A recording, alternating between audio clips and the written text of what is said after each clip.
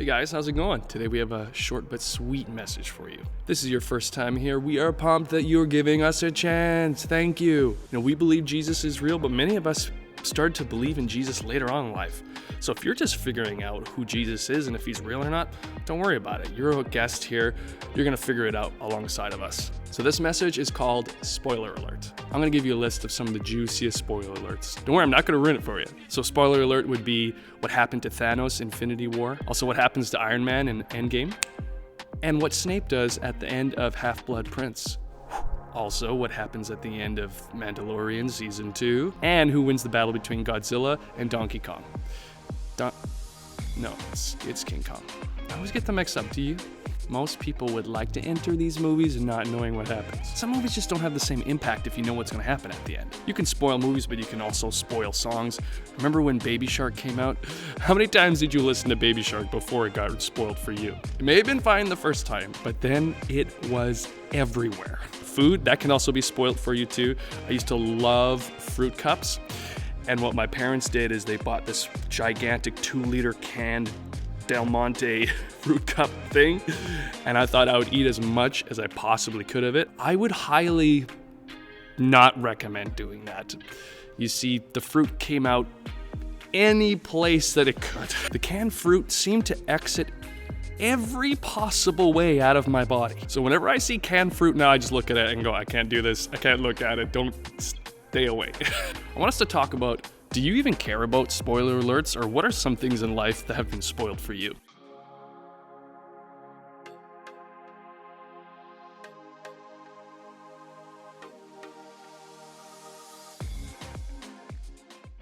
Do you know that people don't want to just spoil movies for you? They also want to spoil Jesus for you. When I was in high school, people said I was judgmental because I was a Christian and they would actively avoid me. If I just smoked weed and be spiritual in high school, I would have had so many friends. When I was in university, I had a professor who showed pictures of monsters like Frankenstein and Godzilla. And at one point he put up a picture of Jesus because he figured that Jesus fit the category of a monster. And here's the crazy truth. Humans and demons don't like the fact that you follow Jesus. And they think the best way to destroy your faith is to spoil it. So when you look at Christianity, you will look at it like I look at fruit cups. Not for me.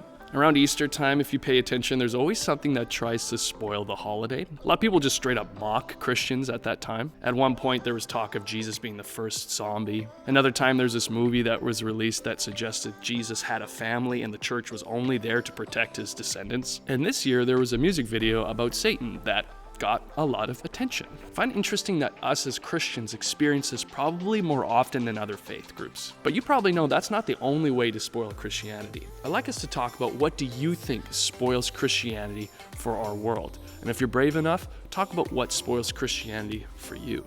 Go for it.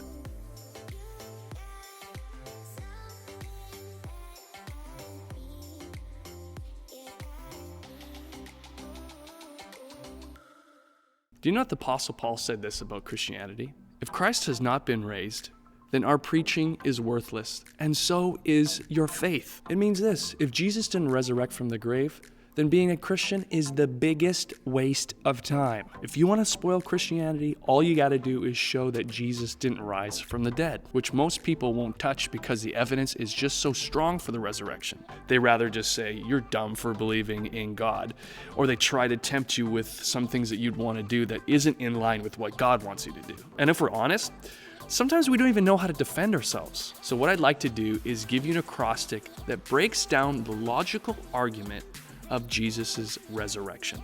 The acrostic is alive. Okay, turn to the person next to you and say, he's alive. Or you can be like, he's alive. A stands for appearance. This is because Jesus appeared to his followers. And these followers had been hanging out with him for 3 years, so there's no way that they could misidentify him. L stands for low status of women. Okay, pause. We're not saying women have a low status. I'm not saying that at all. Please do not misunderstand us. Back in Jesus' day, the status of women was low. So it's weird that the first people to see Jesus resurrected weren't men, but they were women. If you were making up a story and wanted to make it credible, you just wouldn't do this. I stands for immediate preaching. This means that Jesus' followers talked about Jesus' resurrection right away. It didn't have time to turn into a myth or a legend. Everyone could go and check for themselves to see if what they were saying was right. V stands for voluntary suffering. The disciples suffered tremendously for talking about the truth that Jesus had resurrected. You might think this is not a big deal because people suffer for their beliefs all the time. This is different because the disciples weren't suffering for a belief system. They were suffering because they were telling the truth about an event they had personally witnessed. E stands for the empty tomb. The easiest way to stop those Christians at that time was to find the body of Jesus, but they just couldn't do it. So they started rumors and theories, but none of them worked. Everything I just told you isn't just my opinion, it's also backed up in other historical documents as well, like Josephus and Tacitus. So you could put a lot of trust into this logical argument. But what we're going to do is we're going to see if you can remember what each of these letters mean in the acrostic.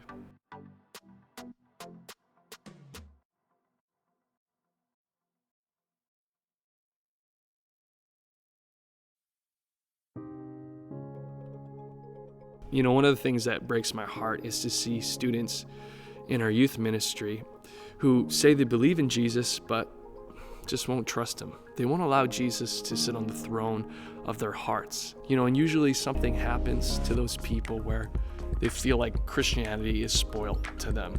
And they wouldn't have had that experience if they simply learned how to love Jesus and to let God rule over their hearts and to guide them when they come into hard situations. You know, I'm far from perfect. Ask anyone who knows me. But I do think that we need to figure out how to trust God more each and every day. So let's just do that together. I hope this acrostic helps you trust God even just a little bit more than you already do. And I simply pray that our love for Jesus will never spoil. See ya.